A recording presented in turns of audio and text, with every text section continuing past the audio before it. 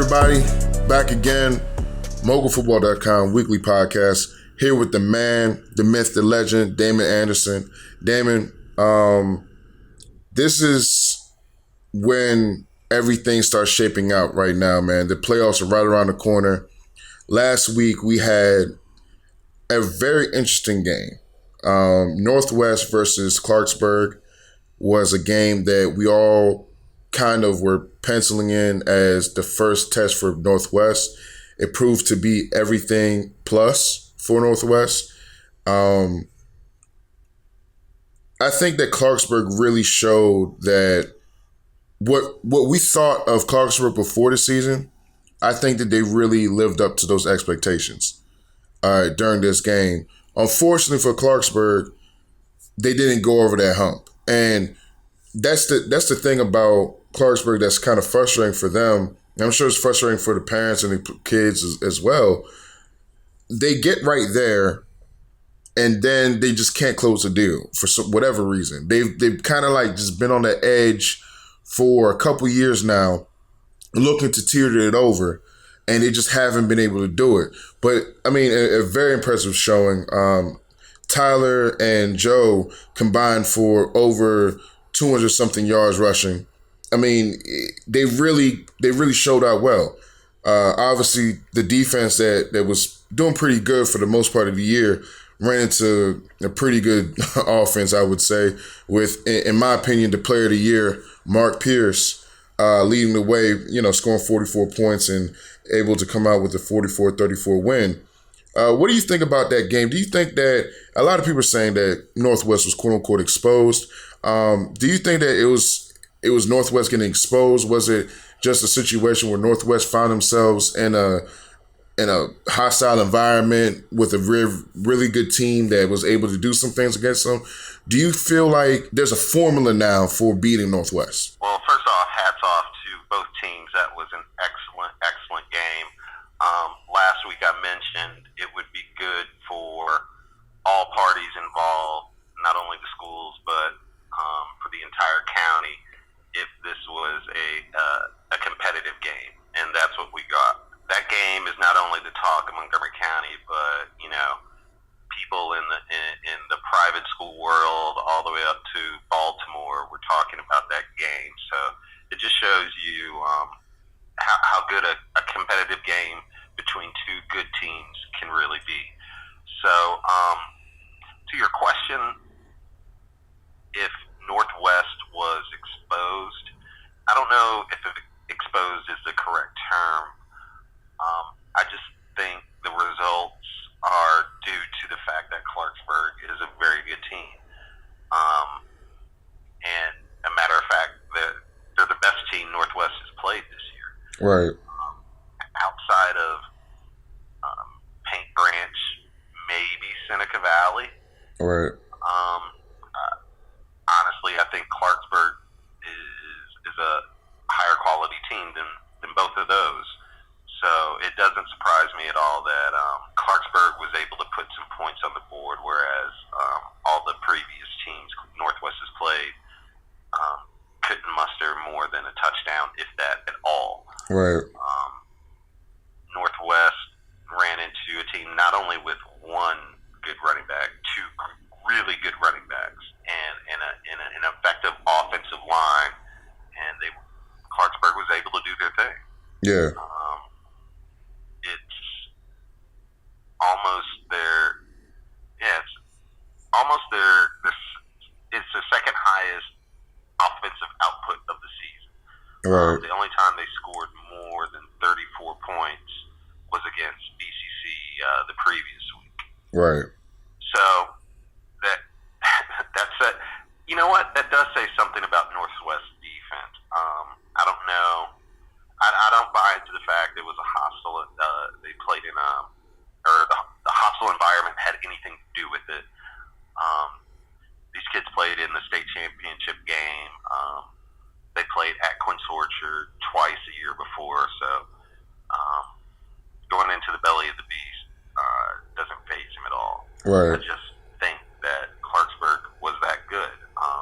With that being said, on the other side of the ball, Clarksburg really could Nobody has. Yeah, and that's the thing. There's multiple phases to the game of football, and yet you have to perform in all those areas if you want to be victorious. And unfortunately, Clarksburg defense just could not stop Northwest from the big plays. And that's what it was. I do believe all of Northwest's scores outside of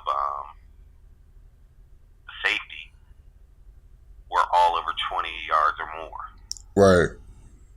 So what that tells me is Clarksburg was able to stop Northwest here and there, but they just could not stop those home runs. Yeah. Or giving up the big play. Yeah. And I think that's really frustrating. I think you would rather give up a long sustained drive and have them punch it in from the one than just give up a 20-yard pass. Yeah. A 25-yard pass, a 54-yard pass, or a 70-yard run. Mm-hmm. Those are just backbreakers. But Clarksburg really showed a lot. They were down 14 at the half, and then came out in the third quarter for the second half in the third quarter like gangbusters. They put up 20 points in one quarter. Right. Against Northwest, who hadn't given up more than 12 points all year. Right. So, whatever Coach Hurd and the staff said at halftime, it definitely worked. They were just a different animal in that second half. Unfortunately, a couple of penalties, untimely turnover, cost them. Right. And even with the few minor mistakes they had, they were still in that game. Literally, I do believe they were on like the 3-yard line in the fourth quarter. Yeah, there was a goal line stand to kind of. Yeah. So that would have kept them in the game. Of course, they would have had to get the ball back with the onside kick. I don't think there was much time left in the game, and they were out of timeouts. But still, a 10-point loss to the juggernaut that is Northwest. It was impressive. So impressive that for the first and most likely the only time I've moved a team up in my personal Elite Six based off of a loss. But it really does clear up the picture on what we're dealing with Clarksburg and Northwest. Right.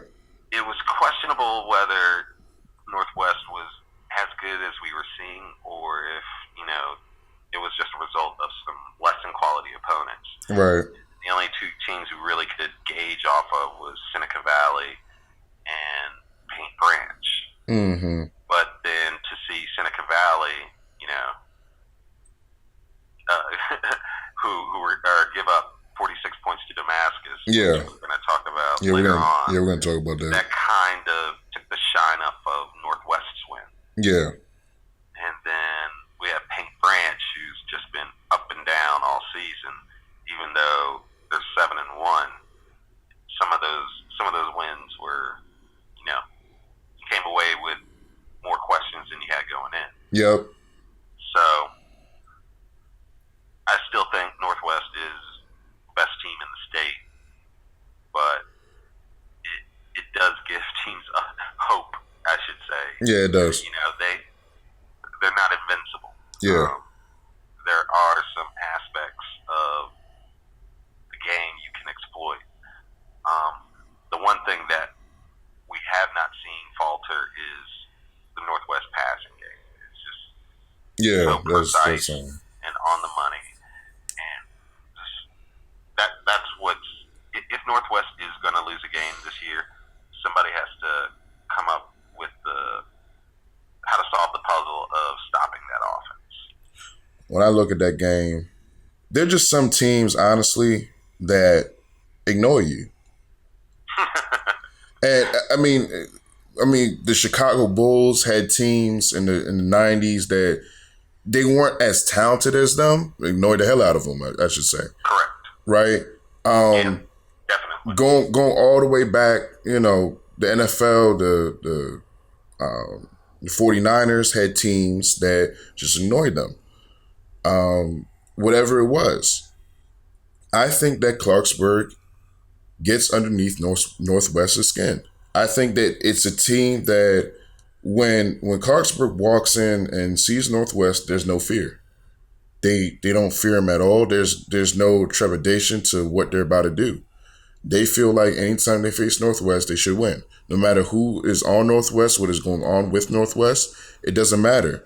And I think that Clarksburg is just one of those teams that I think that we have a budding rivalry here. I think we got something that might go on for a couple years now, because I just think that Clarksburg is just one of those teams that and no matter whether win or lose, Clarksburg has always brought an attitude with them. They have a certain swagger about them. They play the game in such a way where it's kind of like you're gonna be a little bit bloody when you come out of here, and Right. that's kind of how Clarksburg kind of carries themselves, and they kind of have a no fear mentality, like a warrior gladiator kind of thing about them. They're a little bit smaller.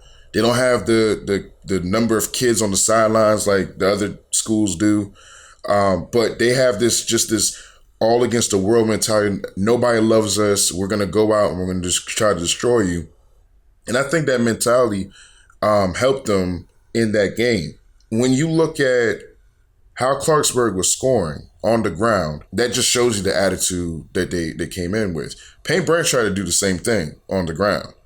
Payne Branch tried to come in, run the ball, because, everybody, if you talk to anybody, they'll tell you the formula for beating Northwest is what?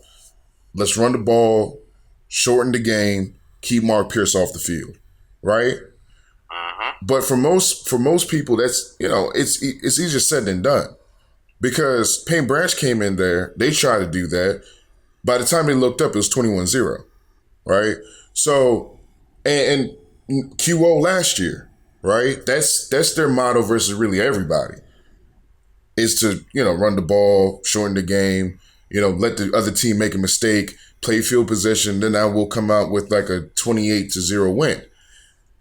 The problem is Northwest is a type of team that they don't really play into that. You mentioned the fact that all their scores are really big, long, quick scores. That's Northwest's mentality. They don't really care about the field position. They don't care about what down it is. They don't care about the yardage they have to get to the first. They're really not even looking at the first down. They're looking at the touchdown, right? They're looking at pay dirt. That's what they're looking at. You can hit North, and it's so frustrating that you can hit Northwest for a negative play, and they hit him for another negative play, and then it's third down, and you're like, yeah, we're gonna get these guys off the field, and they go for a 70-yard touchdown. That's the type of team they are, and because of that, it allows them, no matter what's going on in the game, to still believe they're gonna always win and they're always gonna score. For them, it's really not about long sustained drives and putting plays together and everything like that. They just care about the points. That's it.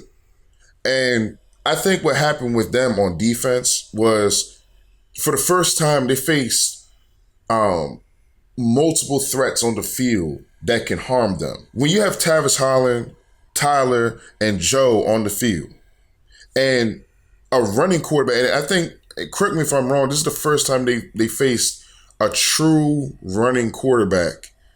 I'm trying to think back. Payne Branch's kid can run, but not like Joe. Not like Joe Nasty. This is the first time they really faced a duo that can run, the quarterback and the running back. It's not like the usual option teams where it's like a little scat back and, a little shifty quarterback. The kid, Tyler Faisal, he's a bruiser.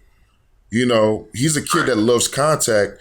And I think for the first time, the physicality part of the game kind of got to Northwest. And I think that they were kind of taken aback by the fact that Northwest wasn't trying to go tit for tat with them when it comes on to the passing game. I think a lot of teams try to, get into like the scoring war with Northwest with their style. And I think that the way that Clarksburg was going about it was, we're going to come in here and we're going to, put blood in your mouth, and, we're going to see how it goes from there. I mean, the Clarksburg kids really exude confidence, in my opinion, and they really thought they were going to win that game. As far as having a formula to beat Northwest, I'm not sure that I don't know anybody else that's going to be able to duplicate what they did. And the reason why I say that is because, like I said, I mentioned it, the running quarterback aspect. I think that had a lot to do with it. I think that the fact that kid could run and to run the way he did had a lot to do with it. I don't know many teams that will be able to. And then now you have Tyvis Holland on the outside that can do things in the slot. I don't know many teams that are going to be able to do that to Northwest on a consistent basis. So as far as a formula, I mean, yeah, there's a formula to beat any team, right? But executing it is the thing, and having the personnel is the next thing, right? If you give Kennedy the formula to beat Northwest, that doesn't mean they're going to win, So, I mean, I definitely think that there's, quote unquote, a formula to beat them. And we got to kind of remind ourselves, I mean, it's kind of crazy that we're actually talking about, is there a formula to beat Northwest? Because, I mean, a year ago this time, we're talking about if Northwest was even going to make the playoffs. True. So, I mean, it's kind of crazy that we're actually talking. I mean, think about that. Last year, we were saying, man, this team's not even going to make the playoffs. Now we're asking, is this team invincible? That's how far we've kind of came with this program. It's kind of crazy, but I don't know if we have another team like Clarksburg that can duplicate the exact formula that they had to do what they did. But I do think it is very concerning for Northwest, the fact that they gave up two 100-yard rushers. That's never good in any kind of situation. And then now the leakage in the back end, they gave up a few big time passing plays. Tyvis Holland had a 79-yarder. It was good that they responded, right? And got to be in a game where they had to go tit for tat with the team.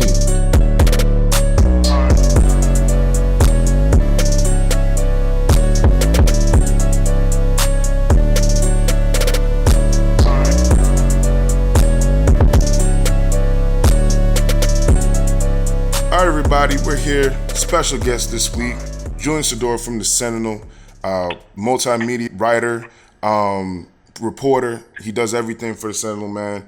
How you doing today, sir? I'm doing great, man. Appreciate you having me on here. It's a nice honor. Oh, no problem, man. No problem. We're going to get into it, man. The last time I saw you was at the Sherwood QO game. It was a great game. And it was one of those situations where Sherwood had a good game plan and everything like that, and they really went down to the wire with QO. Now QO is facing a much tougher task this week on Saturday night, versus Northwest, a team that we thought before last week was just about unbeatable, but Clarksburg might have shown us that they might have some chinks in the armor a little bit. I think you have an excellent point there, that they're not unbeatable. Like as you said when we were talking at the game, it pretty much looked like Northwest was going to run away with the county, right? And not really face a tough test until playoffs. But after last week against Clarksburg, I think Jewel has to come in thinking they have a legitimate chance to upset Northwest. Where do you think the matchups are going to be that QO can possibly expose Northwest to get a victory or even keep the game close? And what are the things that you think Northwest is going to have to do to prevent QO from doing what they want to do, which is obviously running the ball with that big offensive line? And because last week they had two guys rush for 100 yards, being Joe Nassie and Tyler Feslon from Clarksburg. So what is Northwest going to have to do to prevent that happening and having a repeat of that?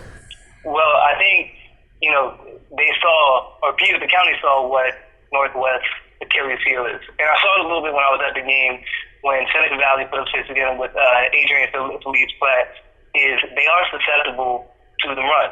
That's an Achilles heel. If you're going to beat Northwest, it's one, you got to keep Mark Pierce off the field. You got to keep that offense off the field. And two, and the way you do that is by running the ball. Right. And Clarksburg showed that, and I think it's going to really come down to Kyle Green and that offensive line, like you hinted on, to keep Northwest off the field and run the ball dominantly. I mean, if they can do that, as Clarksburg laid the blueprint to, then they have a legitimate chance. On Northwest, it's really going to come down to how many opportunities can you give Mark Pierce and EJ Lee to score. Because, I mean, we've seen it, all year, even against Clarksburg. They're going to put up points. Right. That's a given. There's not a defense in this county that can stop that. Right. But if you can keep them off the field enough, limit the chances that Mark Pierce hits the field, and you can run the ball, dominate the clock, that's the recipe to win. Yeah, I absolutely agree. I think that the best defense for QO, honestly, is going to be their offense, because they're going to have to keep Mark Pierce. I mean, Mark Pierce is for me, he's the player of the year. The scary thing for me with QO is that passing game. And you saw it at the Sherwood game when we were there. That passing game needs to improve. They need to be able to connect, because the play action pass is really, really good for QO, because it could be deadly. It could be deadly. I mean, versus Sherwood, the first play of the game from scrimmage for QO should have been a touchdown. Right. So, and it's like that every single time for QO. So, the passing game, the quarterback needs to be able to complete and connect on some of those and have some big chunk plays themselves. And if they're able to do that and connect on some of those, I think they have a real shot. I give them a way better shot than I originally gave them, 2 weeks ago before the Clarksburg game. But yeah, definitely. I think that running game is going to be key. Well, like you mentioned with the quarterback, Carson Knight, we saw him against Sherwood. I'm not saying the kid can't do it. Right. But in terms of arm strength, in terms of the way he reads it, the quarterback play there was shaky. Right. If he's shaky like that on play, Northwest is going to eat him up. That's a solid defense. Northwest does not make that many mistakes. If you do, you have to capitalize on them. Right. But I guarantee if Carson Knight rolls out on a play action pass and makes a mistake, you're going to see that ball going next way for 6. Right. They're that good. So if he is going to be, if the play action pass is going to be good, he's going to have to be perfect.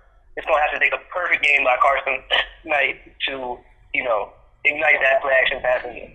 Right. Yeah, absolutely. Absolutely. So, you want to give us a prediction, man? What do you predict this game going like? That's a tough one. That is a tough one. I mean, honestly, I don't see QO pulling it out. I don't see that. I mean, I think they'll come close without, the All-American lineman Adam Glenn that they lost in Sherwood. Yeah. I see Northwest coming out. Let's go with 48 to 28. 48-28. I like that score. I have the game 44-21. When QO lost to Damascus on the 19th, I watched Damascus last week against Seneca Valley.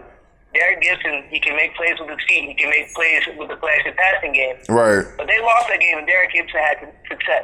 I think it's no question. Mark Pierce is a way better quarterback than Derek Gibson. Right. So, they lost to Damascus on that same thing, and Derek Gibson had success. Mark Pierce was going to tear him up. If they did the same game they played against, they played against Damascus earlier this season. Yeah. That'll be indicative of both of our scores. Yeah, exactly. That's a great point. Man. Moving on to another game that this is one of the biggest games in the county, because this is almost an elimination game. If Sherwood loses this game, they're out, basically.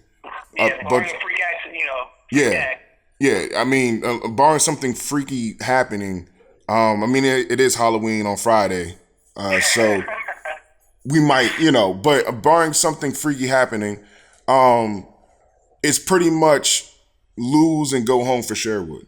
Talk about that game, the Paint Branch. Obviously, they're facing Paint Branch. Paint Branch going to Sherwood. Talk about that game real quick and how you feel about that.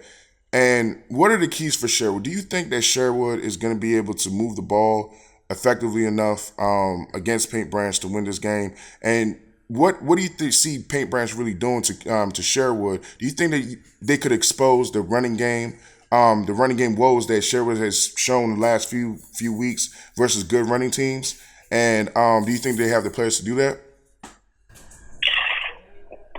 It's an excellent question. Whether or not, the Panthers have the potential to shut down Sherwood. I would say they do. Right. I would say that with Sherwood, I have seen them at times be susceptible to just breaking down. You know, they were clean shots where, they'll have opportunities where Sutton will have, opportunity to complete a pass, whether it's a drop pass, or, Travis Levy showing his youth.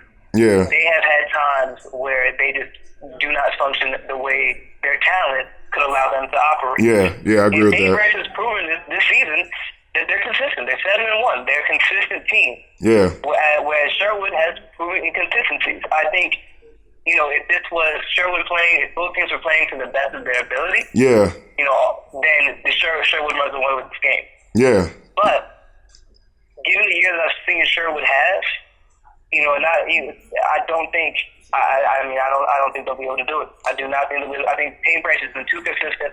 Sherwood is just, whether it's the youth of leading the backfield, like you pointed out when we watched them, their lack of having a solid identity, a go-to, type of offense. Yeah. I think that's going to be their Achilles heel against Paint Branch. I really see Paint Branch coming in there, storming at 8-1, and then they have pound cake matches next week. I see them going into the playoffs 9-1. I think Sherwood taking this loss and having their second consecutive season at home. Yeah, I mean, I think that you bring up a great point where the consistency for Sherwood, given their talent level, has not been there all year. Right. And you said it. I mean, if Sherwood plays up to their abilities, what their talent will allow, let's just be real. There's not more than 3 teams that can beat them.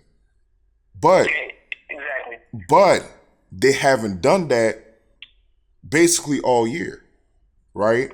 So they're gonna have to bring it this week when it comes on to just.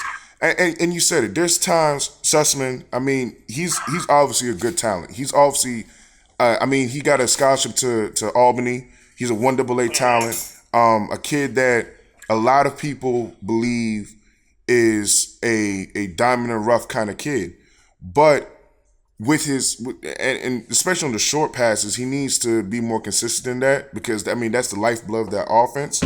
And and we've talked about it, the identity thing. Right.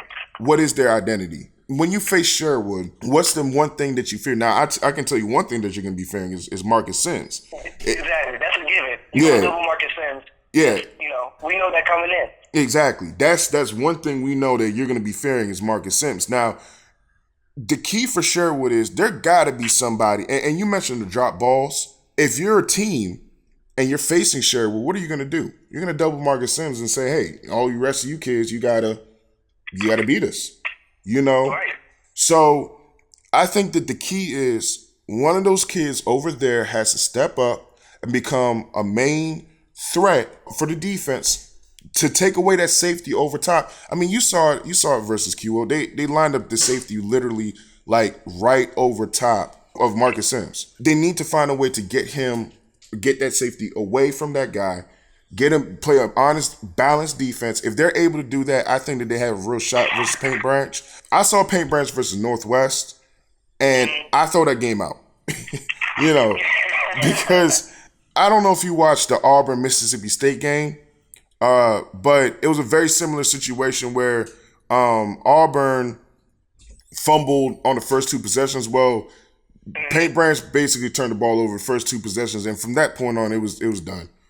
They didn't really. You can't give Northwest those opportunities. No, you can't. They're going to capitalize. Yeah, Northwest is too good of a team. If you give Northwest that kind of leeway, you're probably gonna end up with a really, really lopsided score at the end of the day. So I kind of throw that game out.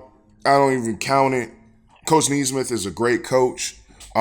He got a lot of talent on the team. While it's young talent, he got a lot of good talent on his team. I mean, this is gonna be a tough game for me because I'm a Sherwood alumnus, and I need Sherwood to win this game, man. And you know what? I'm gonna go ahead and have faith in my boys. I'm gonna say Sherwood pulls it out 17-14. Really? 17-14. We head into the playoffs with 8-2 record. And everything like we can't be sitting at home, man. I mean, we can't be sitting at home. We can't be sitting. I'm not. Listen, it's one of those things where making the playoffs is just something that we have to do. Now, we'll forgive you if you don't win a championship or whatever the case may be, or you don't go to semifinals. But come on, we got to make the playoffs.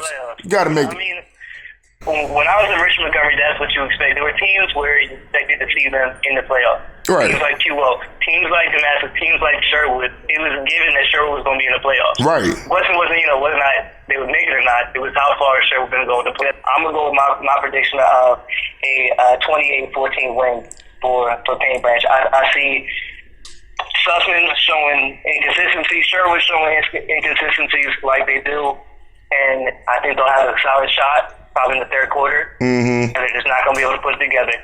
That's I hate to do it to you, but I know that's what I'm saying. I know, I got you. I mean, I respect that pick, man. I mean, obviously, like you bring up points that I can't really argue. To be honest with you, I can't. Next thing we're going to talk about is Seneca Valley and Damascus in the 3A. These two teams faced off last week. Right. Damascus, they did their thing. Let's just put it like it is. They really came out with a dominant win.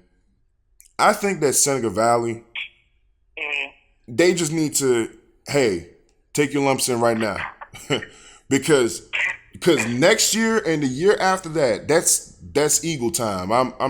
Let me tell you something right now. This team in the next 2 years, I'm going to say it. I'm going to be on record. It's going to be on tape. In the next 2 years, right? They will have at least one state championship win. You're giving them a state championship in the next 2 years. In the next 2 years. That's low. In the next 2 years, they will have one state championship win. Because I think they can do it. I think you might be honest on. Because this is what I'm looking at. I think that their quarterback is a freshman or a sophomore, one of the two. Zach Robinson, yeah, young kid, has another at least 2 years, right? Right. We got Adrian Felix Platt, who's already. I mean, if we're ranking the top players in the county, not just top running backs, top players in the county, he got to be up there in top 5, top 6, top 7. And he's a sophomore. The he's given, yeah. With the team that he has, he's a sophomore, right? And then they have a fullback and linebacker that's a sophomore, same thing. This team, this team in the next 2 years is gonna be dangerous. I agree 100%. But this year, it's looking like they're gonna be out, right? This year they're too young. It's kind of like in the Heisman voting where they say he's not there yet, or better yet, the MVP voting. Right. Where they say he's not there yet. He's gonna win one. Right. He's not there yet. He'll get his. Yeah. That's the case with Seneca Valley. I mean, I've seen them. I saw them against Northwest. I saw them against last week against the Damascus. They show flashes. Oh yeah. He's a great team. Yeah. There's flashes of it. I mean, Zach Robinson, he shows many signs of immaturity, but he also shows one. He had a play action pass to the left side, through a beautiful touch ball to open receiver for a 7-yard touchdown pass. I think he only might have completed 5 passes the whole entire game, but he showed touches of it. Adrian, we know. You give that kid space. If you don't give that kid space, he'll find space. Oh, phone booth kind of kid, man. Damascus, we're up the right side. The kid has lightning speed. Right. But they show too many signs out there where they just don't look ready for it. So I think you're onto something where they could win in the next couple of years. They could come home with a state championship because if they're able to change that mentality, I think Frank Kim, the coach over there, is doing really good things. I mean, it's another storied program. I think that Adrian and Zach Robinson can change that culture. If they can buy in to what Zach and Adrian are eating and what they're feeling, that can be a real dangerous team. Because you give those kids room to create. Zach Robinson's 6 foot 175 as a sophomore. He's gonna grow still. Yeah. So will Adrian. Those kids are gonna be beasts. So right? I think that it's gonna be very interesting the next 2 years. But as for this year, unfortunately, when you look at Ligonor, South Hagerstown, Damascus, all possibly being undefeated, then now you have a team like. Let's say you talk about a Raekwon Gray, and I'm really hoping that Seneca gets in and Raekwon Gray is out of the playoffs. We don't have to see him at all. He's been the Montgomery County killer. We know who he is. We know everything about him. I don't want to see Raekwon Gray at all. I can see him on Huddle. Like, he's great on Huddle. I don't want to see him versus Damascus. I want Damascus to go as far as they can. I want them to go win the championship, all that. Then, I'm with you. The Damascus needs to watch out because I'll tell you something. As good as Damascus is, I saw a game against Seneca Valley where there were missed opportunities. The coach just asked the team. He was embarrassed by the performance. They blew him out on their homecoming, and he was embarrassed. Why? Because they lost the penalty battle. Yeah. And there were times where they just let Seneca Valley run free. They showed lashes. Damascus, that's the problem with these good teams in the county. Unfortunately, you don't go and see a good team every week, so you don't get that practice against good teams. Yeah. Come playoff time, you're playing good teams. Mm-hmm. Is this Raekwon as good as you say he is? Oh, no, listen, I might have understated it. I'm telling you, if you're in Damascus land, whatever you can do, you don't want to see this kid. You don't want to see this kid. Just let him, please. So you're saying it's one of those situations. They have to see Raekwon. It's a hide your kids, hide your wife. Oh, yeah. Hide your kids, hide your wife. Don't, if you have a girlfriend at the school, they tell her not to come that day. It might get ugly. It's one of those situations, Julian, where honestly, it could really, really, really, really get ugly. Okay? Really get ugly. So I am hoping that Raekwon Gray is not playing Damascus in the first round. I really am. I'm hoping maybe some miracle can happen. Seneca Valley can sneak in there at their fourth spot, but it's not looking like that right now. I honestly feel like if they don't have rings on their fingers at the end of the day, in the springtime, if they're not sitting at some banquet somewhere talking about, man, my ring is pretty big, they can just look in the mirror, honestly. I think they're the best team in the 3A. I think that they should win the championship, and that's just me personally. But they need to sharpen it up, and there's no other way to say it. They need to sharpen it up, and I think if they're able to sharpen it up, they can really be one of those teams that we talk about for a long time, man.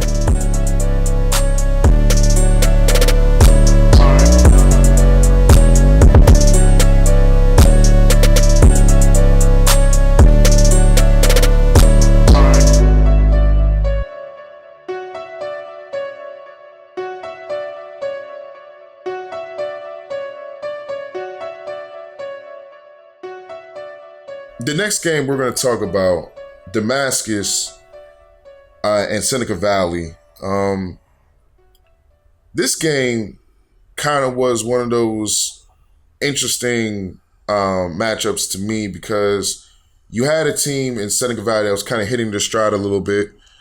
In Seneca Valley, that was hitting their stride a little bit.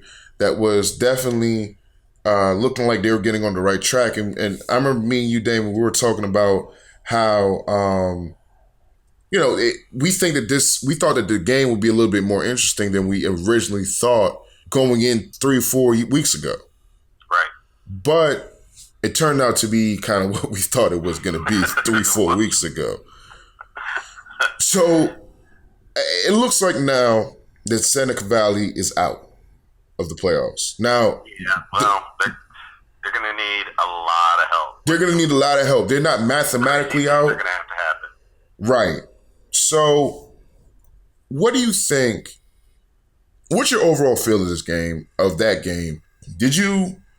Were you surprised that it was a blowout, or were you just more like, okay, we kind of bought into some fool's gold right here, and we kind of got hurt by it, and it just kind of turned out the way it should have. Well, yeah, I think it might have been a little bit of fool's gold. Seneca Valley, they just ran into a whirlwind and just couldn't get themselves out. They started off the game with the pick six. That's never good. Luckily, Mr. Felix Platt took him right back into the game, got him right back in the game. With the kickoff return. But then it was all downhill from there. They got a heavy dose of Mr. Funk. Yeah. 20 rushes, over 100 yards, and then you got a nice dose of Mr. Christian, almost 100 yards on 9 carries, and that was it. Damascus just pounded the ball all night long, and Seneca Valley just could not get their offense on track. Felix Platt still did his thing. Yeah. In a tough loss, over 100, and he had about 120 yards on the day. Yeah. Which is an awesome. Oh, it's a great day versus Damascus. Exactly. Yeah. But yeah, Damascus. We give a lot of press and praise to Northwest, and duly so. But Damascus is right there. Yeah. I honestly think they're every bit as good as Northwest. Yeah. And the only reason I don't have them ranked number 1 in the county is because Northwest is the defending champ. Mm-hmm. But other than that, if I had to rank without having that in my back pocket, it would be nerve-wracking. Damascus is literally one of my personal top 4 favorites to win the 3A title. Right. And it just so happens that 2 of the other 4, or the other 3, are in the same region. So we're going to get 1 or 2 matchups between legit state title contenders. Yeah. So, yeah. And honestly, at this point, Damascus can put it on cruise control until, week 1 of the playoffs. Rest some starters. Yeah. No disrespect to Wheaton or Churchill, but I think Damascus could bench all of their starters and still come away with victories in both of those games. Yep. So that's good for them. Any nagging injuries can be attended to in the proper way. Mm-hmm. Get some rest. Get some playing time for kids that may not have gotten any meaningful playing time recently. So that's good for Damascus. Seneca, they got to stay the course. They're going to need some help getting into the playoffs, but it's not going to matter if they don't take care of business at hand in the next 2 weeks versus Einstein and Blake. Yeah. It's going to come down to basically who beats who. If Seneca Valley is going to make it into the playoffs, they don't control their own destiny. Yeah. Which basically means they need a combination of certain teams winning and losing to make it into the playoffs. Yeah. A lot of eyes are going to be a little further north on the upcoming Ligonor-Urbana game. Mm-hmm. It's not a Montgomery County game, but there's a lot of ties to Montgomery County there. Absolutely. And it has a strong effect on what happens in Montgomery County. Yeah. So, I wouldn't be surprised to see half the stands in green and gold No, absolutely, absolutely. Damascus is just showing us, how talented they are. They to me, they're the favorite to win the 3A.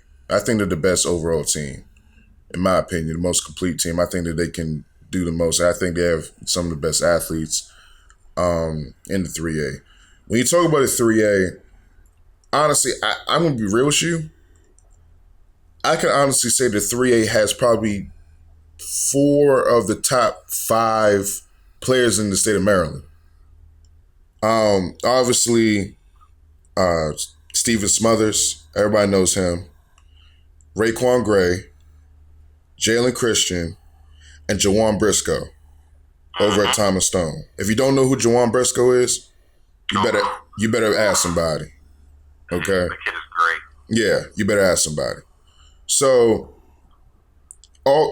those 4 kids right there, I can argue that those are 4 of the top 5, anywhere between 5 and 7. I won't even go past 7 kids in Maryland right now when it comes on to skill position players, right? So there's a lot of firepower in 3A. So Damascus, and the reason why I think talent-wise, Damascus is up there with Northwest. There's no doubt about that. But the reason why I have Northwest over Damascus, because for the most part of the season, Northwest has just shown this laser focus, right? That it's been really impressive to see how they've handled the lesser teams on their schedule. They've won the games that they're supposed to win in the manner they were supposed to win it. For whatever reason, Damascus, and even from what I understand, I wasn't at this game, but from what I understand, even in the blowout win over Seneca Valley, they had some issues, with penalties and things like that. Mistakes that they made and things like that. And for me, that's going to be their Achilles heel. I honestly feel like if Damascus and Jalen Christian and Jake Funk and all those kids over there are not wearing rings in sometime in February at a banquet or whatever, or in the springtime, whenever they give out rings, I think they can only look in the mirror. Honestly, I don't think there's any other reason why they shouldn't be 3A state champions. I think that they have all the requisite tools to be, one of the better teams that we're going to be talking about for a while. They just need to get that laser focus that Northwest has had for 99.9% of the season. And if they get that laser focus, I think that they can easily do it. Well, not easily do it, but I think they will go out and do what they have to do. Now I will say this. I saw on the board that some of the Masters people were welcoming the Raekwon Gray rematch part 3. Damon, there's some movies, right, that like, there's a sequel and you're like, okay, sequel's all right, we don't need to see a third, right?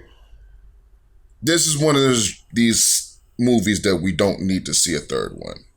Okay, like we don't want to see the bad guy come back. We don't want to see Raekwon Gray again. Yeah, I mean, the way 3A is shaping out, if everything sticks to plan, Damascus is going to end up with the number 1 seed. Yeah. The number 1 seed, you play the number 4 seed in your region.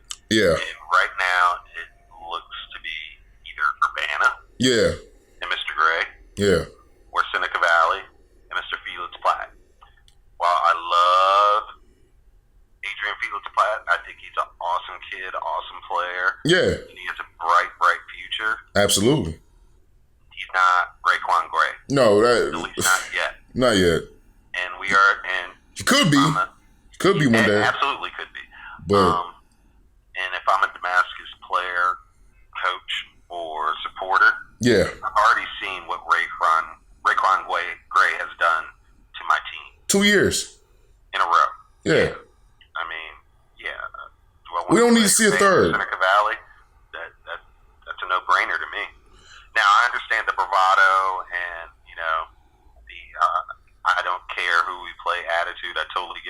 Lord. But if we're being realistic, Yeah. I mean, We try to keep it real on this show, Damon. Thank you. We try to keep it real, man. Listen, I understand the whole, there were close games when we played them. Know, it's a good challenge. It's a good tune-up. If we can't beat them, we shouldn't deserve. If I'm a Damascus fan, what I'm hoping is that, Lignor knocks him out or something something like that, and we face that's what I'm honestly hoping for. I'm not, listen, like I said before about Clarksburg and Northwest, there's just some teams that bother you, that get underneath your skin, that just know how to beat you. And sometimes there's players that just, have good days against you. When they see your colors, they just have, awesome career highlight-worthy games against you. And Raekwon Gray just seems like he loves coming to Montgomery County and ending every single hope that we have of having state champions. I think he gets some kind of perverse pleasure out of it, right? So I don't want to see this dude again. I honestly don't. Now, if we have to, hopefully it's, like in the second round or something, hopefully. I want Damascus to win, man. I'm rooting for them to win the 3A. And if Seneca gets in, I'll root for them too. But it's looking like they might not get in. So I'm rooting for Damascus to win. I want Damascus to win the state championship, right? Right. Raekwon Gray, to me, him. He scares me. Obviously, Steven Smothers scares me. But the thing about Steven Smothers is that he's a wide receiver, DB type. And he can't get the ball every play, if you understand what I'm trying to say. So, absolutely, yeah. And they also have Jalen Christian on our side, right? So I'm hoping that can kind of cancel each other out, kind of thing. So Raekwon scares me in the 3A, and Jawan Briscoe scares me because Jawan Briscoe, when I watch him play, he reminds me of a better version of Josh Furman from Old Mill a few years ago, and if anybody knows me and knows my family, you understand why that is a frightening thing, right? That is a frightening thing because Josh Furman was a beast. This kid is a legit 4.344 kid. I'm talking about Jawan Briscoe. He's a legit 4.344 kid on laser, right? There's no doubt about it. He's 6'1". I encourage anybody that's listening to this, please Google this kid. He goes to Thomas Stone High School.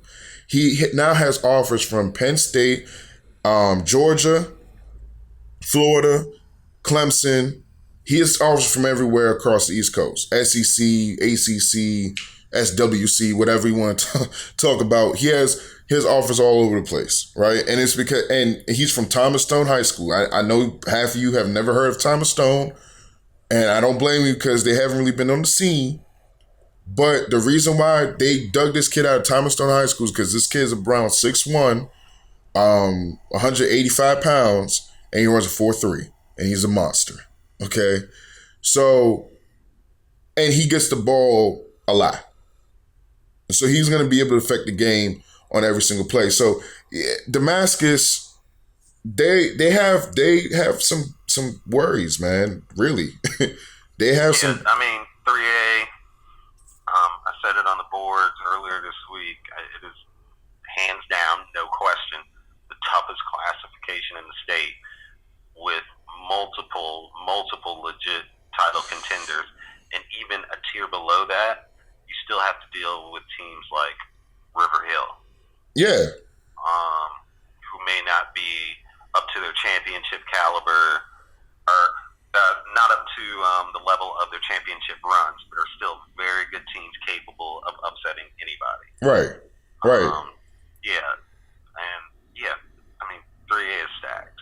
It's silly. It's ridiculous. Yeah, 3A is ridiculous. And as far as Seneca Valley, and I've said this to a couple of people, and I it's raised some eyebrows, but I'll go on record and say it.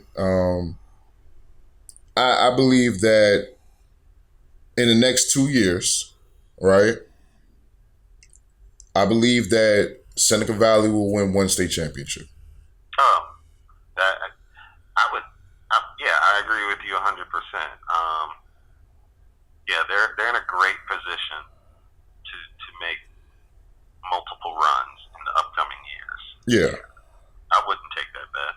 Yeah, I mean, for me, when I look at their team, they have a really good coach, right? That's been doing it for a while. That's hungry for it. I mean, Coach Kim, I'm sure he's kind of hearing it like, look, man, you're at Titletown, like you got to get one. So I'm sure he's hungry and thirsty for his first ring.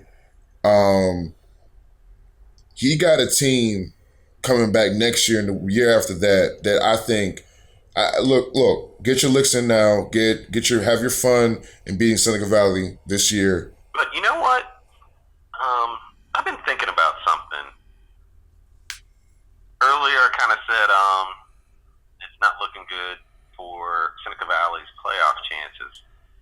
But now that I've kind of looked at a few things and noodled it, yeah, it's not that crazy.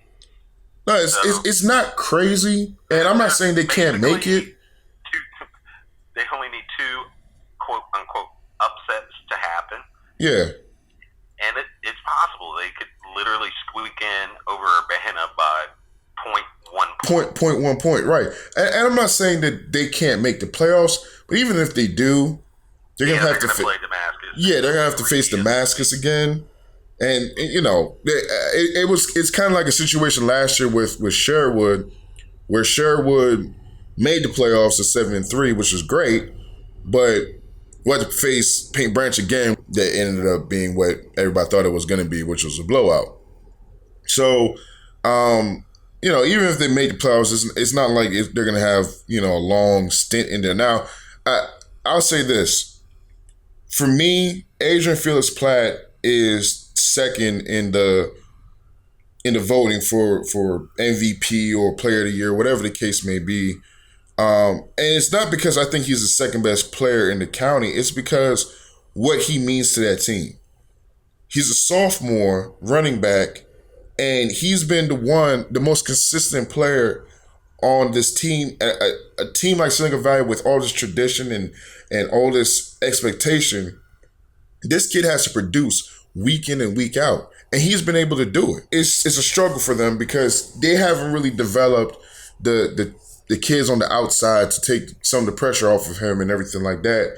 And he's just been a real consistent rock. Every single week, you look at the stats, you see that Adrian Felix Platt brings it. And he's been real impressive, man. I'm real impressed by that kid. I think we talked about who he can become and everything. I think the sky's the limit for him. I think he can become anything he wants to. I know that's kind of cheesy and cliche. That sounds like a song, whatever. But but it's true. He can do anything he wants to do. It's just keeping his focus, man. But let's transition over to this week. The thing that I'm sure a lot of our listeners probably tuned into our podcast for, which is the epic matchup. Quince Orchard traveling to Northwest to face Northwest on Saturday, 6:30 primetime game. I think the eyes of the world will be at Northwest. This is going to be one of these epic scenes. I think that I'm just excited to see the scenery, just the overall atmosphere of the place, man. I can't wait to get there. And I think that the game is going to live up to it, man. I really do. Well, initially anyways. I think that it's going to be one of those things where, both teams are going to come in with great game plans, with great players. And I think it's going to be, a game that we're going to see if QO can rectify some of the things that ailed them in the loss versus Damascus and kind of come up with those explosive plays that, aside from Kyle Green, are they going to be able to, who's going to step up for him? Beander has been a really good running back for them. I think that Quince Orchard is going to have to develop somebody on the outside. And part of that is not even the kids that play wide receivers fault. I think that, the passing game hasn't just developed the way they want it to be. I think if QO is to win this game, the story that we're going to be talking about next time that we talk, the story that we're going to be talking about is the passing game for QO developing and the quarterback growing into his own. I really do think that that's what we're going to be talking about, because we all know that QO can run the ball.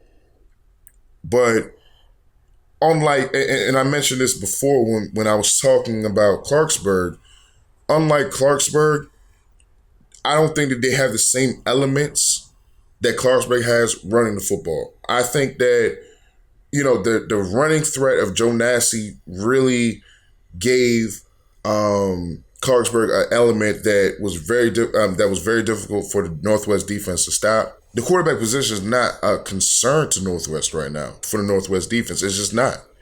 They're really all the way focused in on Kyle and Binder. Those are the two guys that they have to stop no matter what. And I think if QO is going to win this game, the Quince Orchard passing game has to be the story that everybody's going to be talking about, because Northwest is going to load up that box. They're going to make sure that they got their fits, they got their holes, they got the gaps. I think that they're going to be able to do some things where they're not going to stop the running game, but they're going to be able to limit it to the point where it's not going to be like the overall run over that we saw last week. I'm sure that, Coach Neubauser got those kids' attention, and I don't think that there's going to be, 2 100-yard rushers again. But I do think that the play action fake will be there for QO all day or all night long. The play action fake will be there for QO all night long. And if they're able to hit on some of those consistently, I think that this game can be a lot more interesting than we, anybody really originally expected. I think that those can be huge. So what do you think about this game? Do you think that QO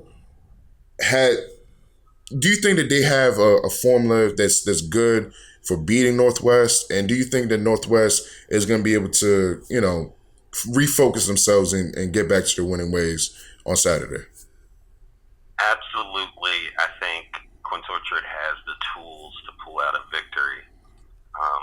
The question is, will they? In my opinion, Quince Orchard and Clarksburg are very similar teams. Quince Orchard is just a slightly better version of Clarksburg, with a few pieces that are different, but just overall, they're two teams that love to run and pound the ball and lay on their defense, especially their linebackers. Yeah, it's going to be tough. I think, for my opinion, some of the things that has hurt Quince Orchard in their one loss and even in some of their victories is ball security. If they can just hang on to the ball, some of these games would have had different outcomes. Yeah. Or a bigger outcome. But yeah, I think Kyle Green and Beander are going to do their thing. If they both go over 100 yards, I think that bodes well for Quince Orchard, very well. But like you said, they're going to have to get something going in the passing game and consistently. Greg Williams, the tight end, has been outstanding this year. Yeah. At times they have gotten him the ball. He's a big kid. Yeah, he's huge. Over 6 feet tall, 230 plus pounds. He's a big kid. But on the other side of the ball, there's going to be a huge, no pun intended, missing piece, because Quince Orchard All-American defensive tackle Adam McClain is out for the year. Yeah. So while obviously that's going to be a huge loss, most teams double team him on a regular basis. It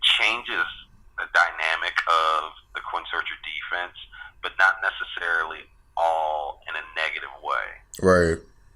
I do believe the defensive line is going to be quicker without Adam in there, which will allow them to do different things.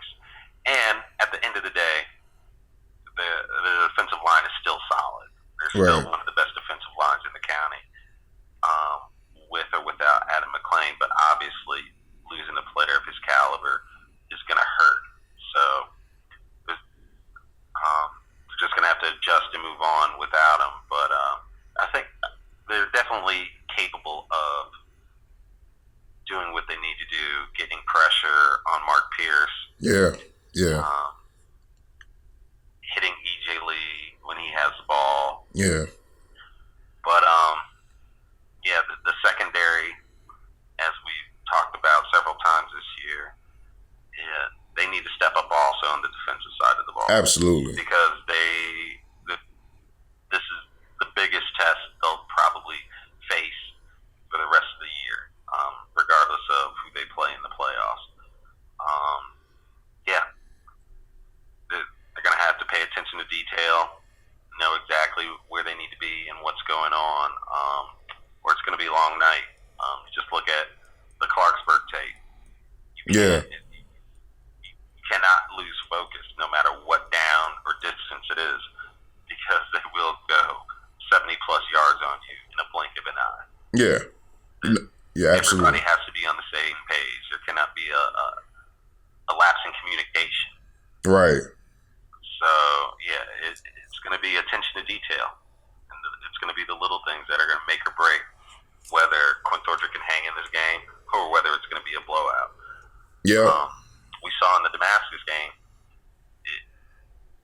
if Quintorcha gets down early, it's going to be a little bit... It's going to be tough to come back, especially against Northwest.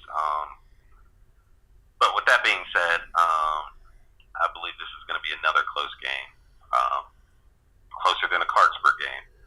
But in the end, I have Northwest coming back in the end. I think Quintorcha will get out to a lead, but Northwest will find some way to come back and play out the game. I have the score 34-30. By the way, if anybody's planning to going to Germantown to see Northwest QO, I highly recommend you get there early. Yeah. This is a rare Saturday night Montgomery County game, and if I'm not mistaken, this is the only high school Saturday night game in the state of Maryland. Yeah. So this game is big as is just for Montgomery County. So there's going to be a lot of people there. But now that nobody else has anything to do on a Saturday night, if you're a football junkie, they'll be in Germantown at the Black Hole. Yeah. There's going to be people from PG County, DC, Howard County, Anne Arundel, Frederick, all over the state are going to be in Germantown watching two of the best teams in the state throw down. So I highly recommend you get there early. That's all we have for today. Damon, do you have anything else you want to mention before we get out of here? No, that's it.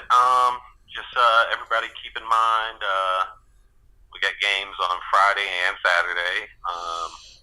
Everybody that plans on going out on Friday night, please be safe, be aware, have fun. Yeah, please don't do anything stupid, man, and please. I hope to see everybody at the Black Hole in Germantown for the epic, awesome Game of the Year matchup between the defending state champ, number one in the state, Northwest Jaguars, and everybody's favorite team, the Quintorcha. Okay. Everybody's favorite team. That's a lie. That's just a full-face lie. But anyway, I'm going to let you have that. That's fine. Thank you, everybody, for listening. And you guys have been great all year long. And you guys are what makes this whole thing, man. And we're just blessed to even be a part of this whole thing. So, again, thank you so much for listening. This is Mocofootball.com weekly podcast. See you next week.